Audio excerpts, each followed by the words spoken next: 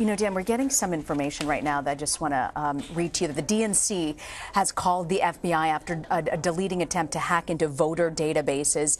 The DNC said that the hack was meant to trick people into handing over their personal information.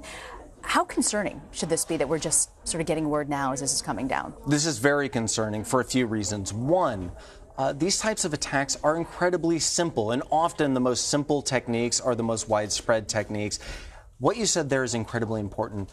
Voter databases. So databases, especially those used by campaign and election websites and used by most news sites across the web, are based on what's called MySQL. MySQL is very similar to Microsoft Excel in that you put content in a cell within the document.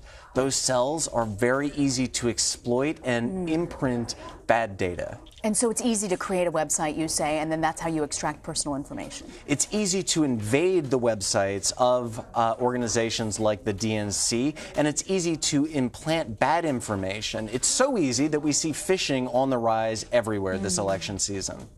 Just feel like they're using, as we've known, similar tactics to back in 2016, but it doesn't seem like, are we getting any better at preventing this? It depends on how we define we. So many in the business community have identified that, look, our crown jewels are at risk, our intellectual property is at risk. We need to put any type of divide we may have behind and lock up the crown jewels. When we look at the government, when we look at politics, we are now so divided and so partisan, and in part that is because of what's happening on social media, that we seem unable to protect our own political crown jewels, and these are inarguably more important than what happens in business.